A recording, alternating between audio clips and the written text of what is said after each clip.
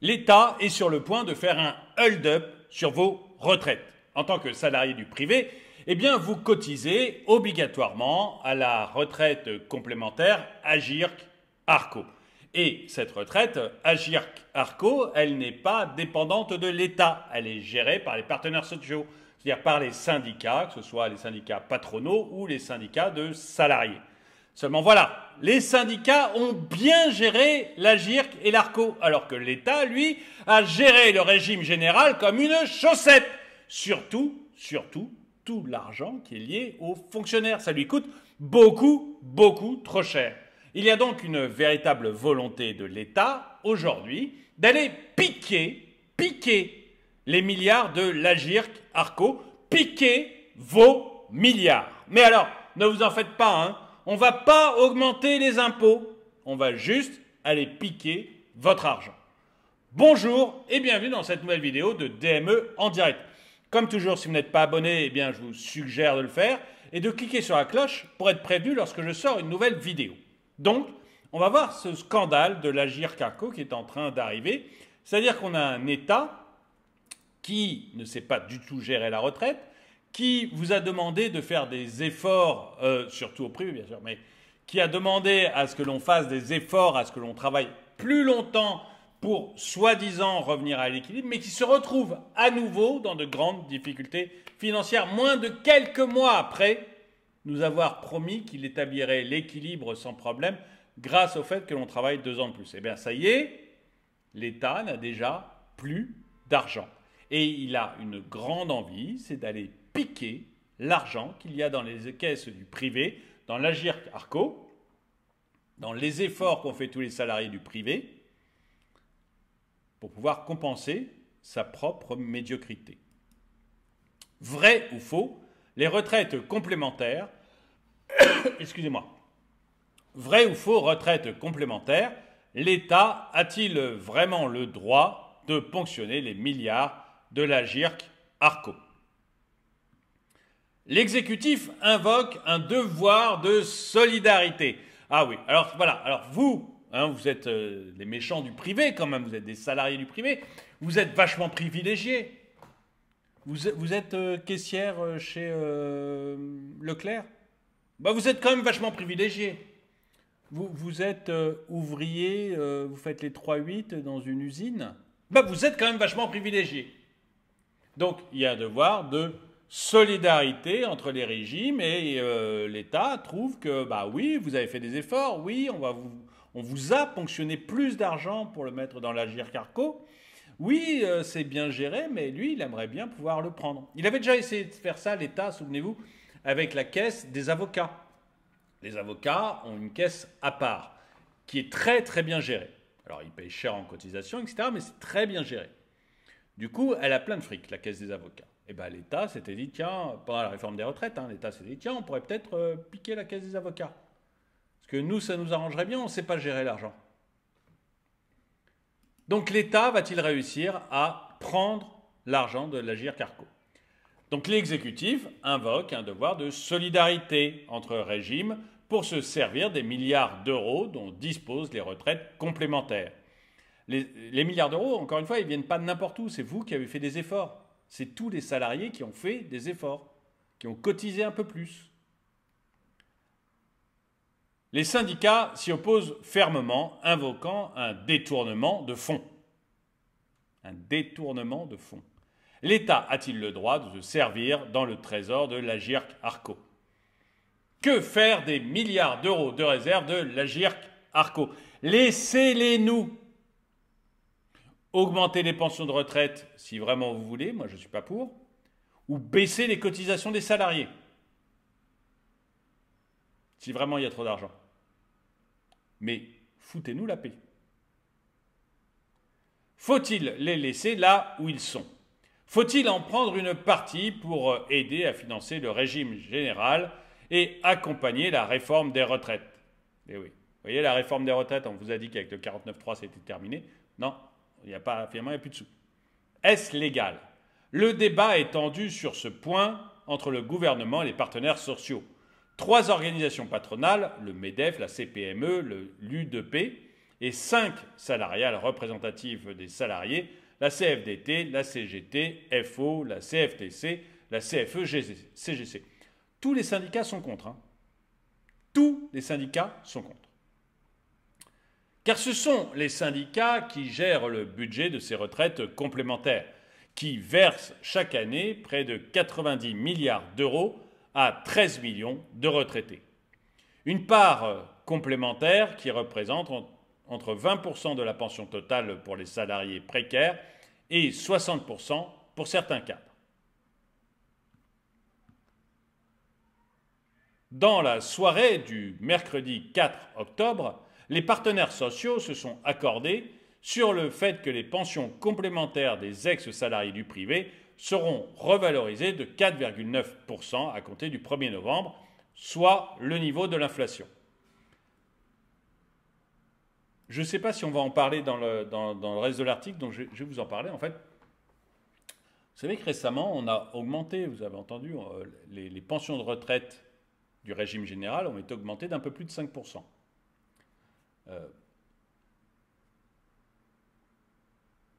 Sauf que ce n'est pas financé, en fait.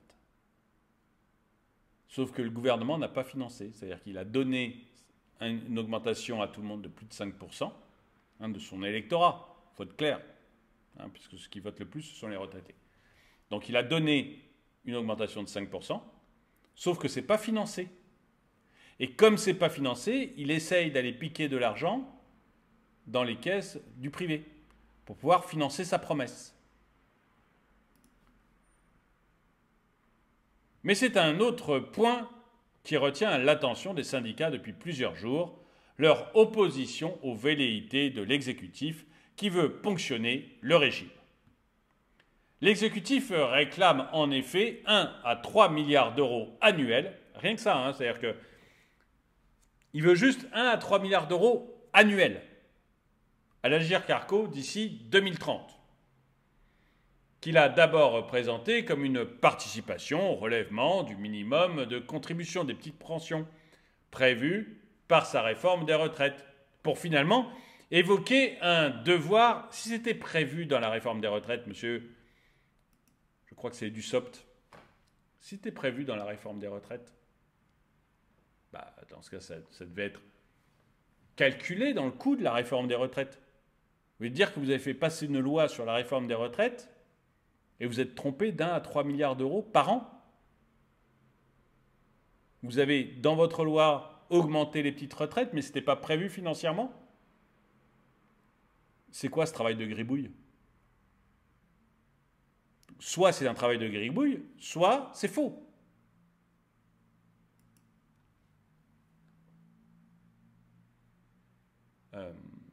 Pour finalement évoquer un devoir de solidarité entre les régimes en vue d'un retour à l'équilibre global. Il argue que de la bonne santé financière du régime, c'est 68 milliards de réserves et des nouvelles recettes apportées par la réforme des retraites estimée par l'Agirc-Arrco à 22 milliards sur 15 ans. 22 milliards sur 15 ans, ça fait un tout petit peu plus d'1 milliard par an, mais bon.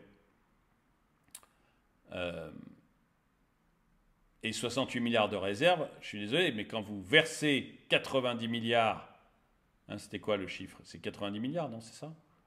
Oui, quand vous versez 90 milliards par an aux retraités, avoir 64 milliards de retraite, de réserves, 68 milliards de réserves, c'est à peine, enfin c'est quelques mois, quoi, c'est moins d'1 an. C'est les 3/4 d'une année. Pas non plus gigantesque, 3/4 d'une année de réserve. On résiste tous. On refuse de signer un chèque au gouvernement, a résumé de son côté Christelle Thieffine. Si on ouvre cette porte, le paritarisme est mort. Le patronat est aligné avec les organisations syndicales et c'est ça qui va nous rendre forts, s'est-elle réjouie. Sauf que le gouvernement ne compte pas forcément sur l'accord de l'Agirc-Arrco pour agir. Quand je vous dis que c'est un hold-up, c'est un hold-up. C'est-à-dire qu'il leur dit, écoutez, soit vous nous le donnez gentiment, l'argent, soit on vient vous le piquer. Soit vous nous le donnez gentiment, soit on vient vous le piquer. Il menace tout simplement de se servir directement dans les caisses. De quoi crier au détournement de fonds pour le négociateur de FO, Michel Bogas. D'après les syndicats, par ailleurs, une telle ponction mettrait en péril l'Agirc Arrco et ses capacités à augmenter les pensions. Selon eux, 1 milliard d'euros équivaut à 1,1% de revalorisation. Le régime fonctionne aussi avec une règle d'or qui impose de conserver 6 mois de versement d'avance en réserve sur un horizon de 15 ans. Bon, avoir 6 mois de réserve, ça ne me paraît pas fou non plus, quoi. C'est bien. Une adoption via le PLFSS. Et donc, on va voir comment ce gouvernement qui gère comme une patate, allez, on va le dire, qui gère comme une patate.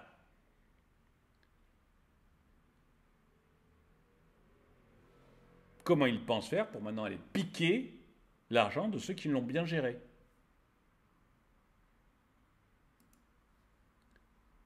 D'un point de vue légal, à l'heure actuelle, rien ne permet à l'État de ponctionner dans le magot des retraites complémentaires pour alimenter le régime général. Mais la loi peut être modifiée et l'exécutif s'y tient prêt, notamment via le projet de loi de financement de la sécurité sociale, le PLFSS. La création d'une contribution des régimes complémentaires y apparaît déjà.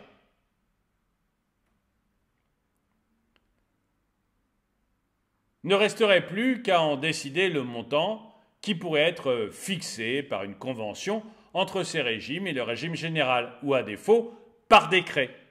C'est un véritable hold-up. C'est un véritable hold-up. Soit vous êtes d'accord et on fait une convention, soit je fais un décret et je vous pique votre fric. Encore une fois, on s'en foutrait si c'était l'argent des syndicats, moi je m'en tape. Sauf que c'est le vôtre. C'est celui des salariés. C'est celui de ceux qui ont cotisé. Et l'État est en train de mettre la main dessus. L'État, qui est incapable de gérer l'argent, est en train de mettre la main dessus.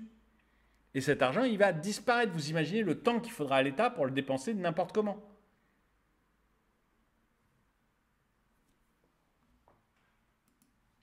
Et après ça, on vient vous raconter, non, on n'augmente pas les impôts. J'ai fait une vidéo ce midi dans laquelle je montrais clairement qu'on était en train d'augmenter les taxes sur les véhicules, notamment le malus, très fortement pour certains.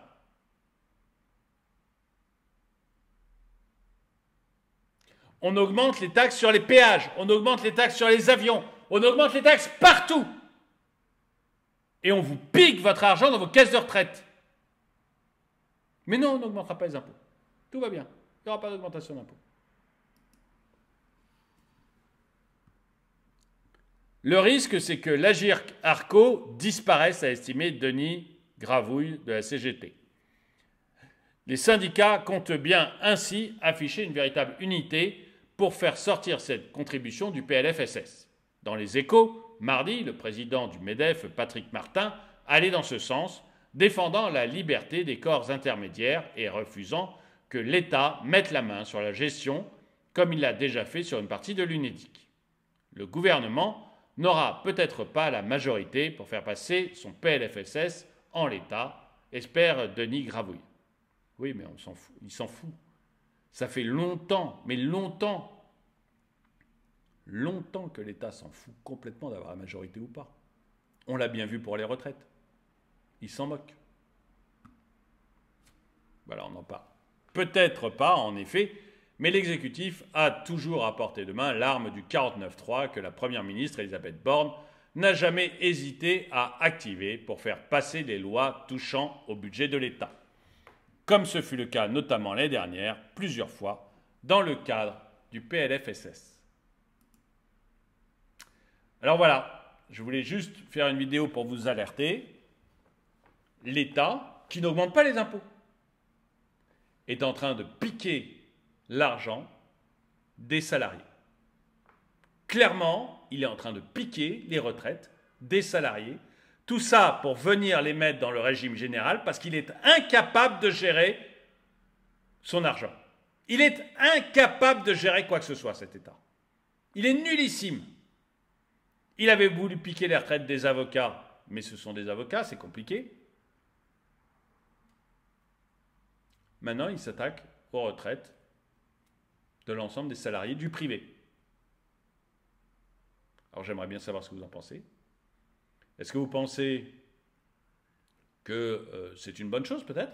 Qu'après tout, il y a une solidarité entre les salariés, privés, fonction publique, etc. Il y a une solidarité, donc c'est normal qu'on aille ponctionner l'argent de l'Agirc Arco pour ça. Ou est-ce que vous pensez qu'on a décidément un État obèse qui ne gère plus rien, en fait, qui ne fait que nous sucer le sang partout où il peut le faire? Et puis, est-ce que vous pensez qu'ils vont y arriver? Qu'effectivement, ils vont récupérer cet argent? Moi, je pense qu'ils vont récupérer l'argent par un 49.3. Dites-moi si vous êtes d'accord avec moi, si vous pensez qu'effectivement, il va récupérer l'argent. En tout cas, merci d'avoir regardé cette vidéo. Mettez-lui un pouce vers le haut, commentez-la, partagez-la. Merci à tous ceux qui soutiennent la chaîne. Et moi, je vous dis à très bientôt.